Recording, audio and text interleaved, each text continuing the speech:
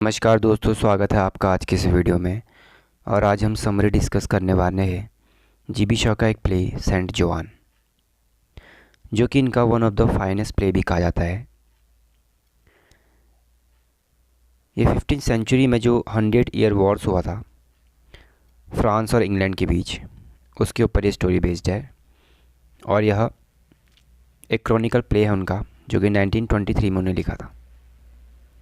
तो आइए जानते हैं इस प्ले के बारे में।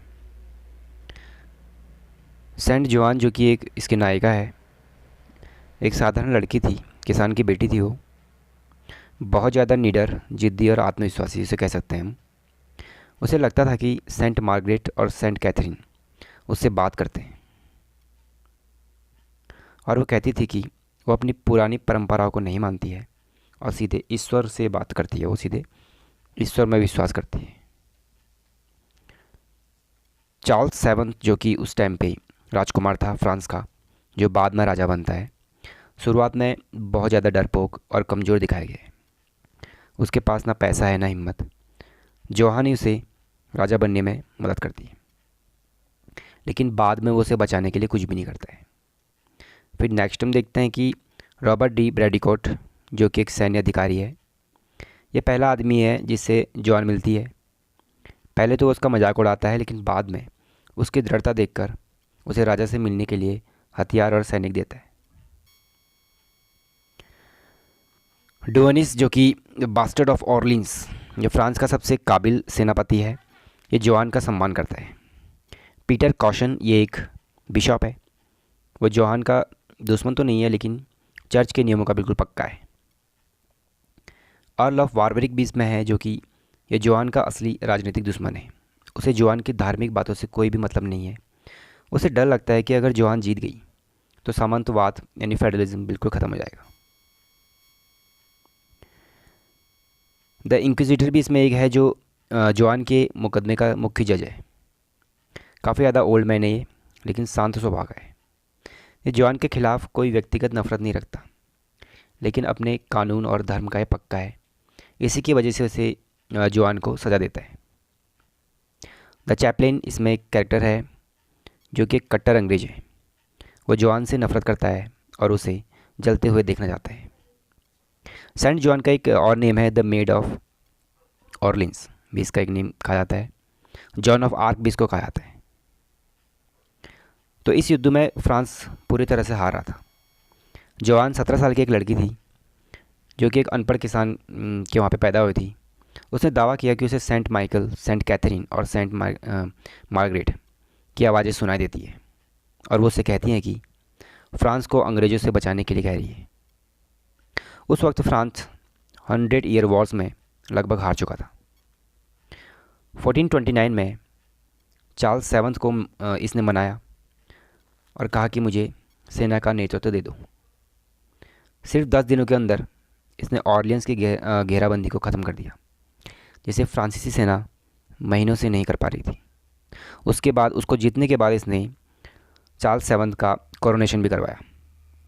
1430 में एक छोटी लड़ाई के दौरान जोआन को बर्गंडियन आर्मी ने घेर लिया और उसे पकड़ लिया, और जोआन को अंग्रेज़ों को 10,000 फ्रैंक्स में बेच दिया। यहाँ पे ताज्जुब की बात यह है कि जो राजा था चार्ल्स सेवन्थ, उसने इसके लिए कुछ भी नहीं किया। फिर आगे चलते हैं कि अंग्रेज़ों ने इसे सीधे नहीं मारा, बल्कि इसे बहुत ज़्यादा मुकदमे किए। इसको चुड़ैल कहा, पाखंडी कहा, और इसे धार्मिक अदालत में ले गई। वहाँ इसके ऊपर बहुत ज़्यादा आरोप लगाए गए। सबसे पहला था कि ईश्वर से सीधे बात करने का दावा जो ये करती थी, वो चर्च के खिलाफ था। मर्दों के कपड़े पहनती थी और जादू टोना करना, इसके ऊपर इतने गंभीर मुकदमे उस टाइम पे लगाए गए। करीब एक साल तक उसे एक अंधेरी कोठरी में लोहे की जंजीरों में बांध कर रखा गया। फिर हम देखते हैं कि 30 मई 1431 में 19 साल की उम्र में जोआन को बाजार में सबके सामने जिंदा जला दिया गया। कहते हैं कि जलते समय उसे एक लकड़ी का क्रॉस उसने मांगा था, जिससे वो क्राइस्ट का नाम पुकारती रही थी। अंग्रेज़ों ने उसके शरीर को 3 बार जलाया, ताकि कोई भी राख या हड्डी उसके ऊपर ना बचे, जिसे लोग पवित्र मान सकें, और उसकी राख को उन्होंने सिएन नदी में बहा दिया। और क्योंकि उनमें उसे चुड़ैल खाता है इसलिए उसका दिल को नहीं जलाया गया। ऐसी वहाँ पे कोई परंपरा थी। जोआन की मौत के 25 साल बाद पॉप ने फिर से इस केस की जांच कराई और उसे निर्दोष घोषित किया गया। उसे बाद में एक शहीद का दर्जा दिया गया और लगभग 400-500 साल के बाद 1920 में कैथोलिक चर्च ने उसे सेंट की उपाधि दी। जोआन ने असल में कभी किसी को अपनी तलवार से नहीं मारा था। वो युद्ध में सेना का हौसला बढ़ाने और रणनीति बनाने के लिए काम करती थी। वो हमेशा अपना बैनर हाथ में रखती थी। शॉ ने इस इंसिडेंट को थोड़ा अलग तरीके से लिया है। उन्होंने कहा है कि आमतौर पर कहानियों में जोआन को मारने वालों को विलेन या बुरे इंसान के रूप में दिखाया जाता है, लेकिन शॉ ने ऐसा नहीं किया। शॉ का मानना था कि जोआन के मुकदमे में शामिल लोग क्रूर नहीं थे, बल्कि वे अपने सिद्धांतों के बिल्कुल पक्के थे।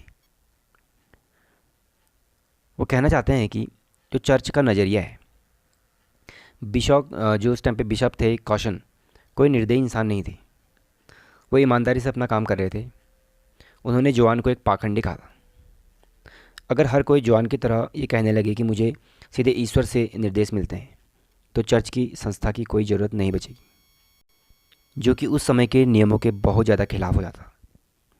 वो जोआन की आत्मा को बचाना चाहता था। उसने उसे बार बार मौका दिया कि अपनी बात वापस ले ले, ताकि उसे जलाया ना जा सके। उसके लिए उसने समाज में धार्मिक व्यवस्था बनाए रखना एक व्यक्ति की जान से ज़्यादा जरूरी समझा था। और उसके बाद जो दूसरा जज था वहाँ पे, उसका तर्क था कि वो मानता था कि व्यक्तिगत निर्णय यानी जो प्राइवेट जजमेंट है वो अराजकता फैला सकती है। उसने जोआन को सज़ा इसलिए दी क्योंकि कानून के हिसाब से वो अपराधी थी, न कि इसलिए कि उससे वो नफरत करता था। शॉ ने उसे एक ऐसे जज के रूप में दिखाया है जो बस अपना ड्यूटी कर रहा है। अर्ल ऑफ वारवरिक की बात की जाए, जो कि पॉलिटिशियन है, उसका मानना था कि जोआन का जो नेशनलिज्म है वो बहुत ज़्यादा खतरनाक है। उस समय लोग अपने लॉर्ड के प्रति वफादार होते थे। जोआन ने फ्रांस के लिए लड़ने की बात की थी उस टाइम पे, जो कि पूरा देश है। वारवरिक को लगा कि अगर लोग सीधे राजा और देश के लिए जुड़ गए तो फ्यूडल सिस्टम तो ऐसे ख़त्म हो जाएगा, और अपने क्लास के अस्तित्व को बचाने के लिए वो खुद लड़ रहा था। वारवरिक को लगा कि अगर ऐसा हुआ तो हमारा सामंतवाद पूरी तरह से ख़त्म हो जाएगा। शॉ का कहना था कि असली ट्रेजिडी ये नहीं है कि बुरे लोग अच्छे लोगों को मार देते हैं, बल्कि ये है कि अच्छे लोग अपने अपने सिद्धांतों और सही होने के चक्कर में एक दूसरे का खून बहा रहे हैं। जोआन को उन लोगों ने नहीं मारा जो उससे नफरत करते थे, बल्कि उन लोगों ने मारा जिन्हें डर था कि वो उनकी पूरी व्यवस्था को ख़त्म कर दी। तो ये थी इस प्ले की समरी। Thank you.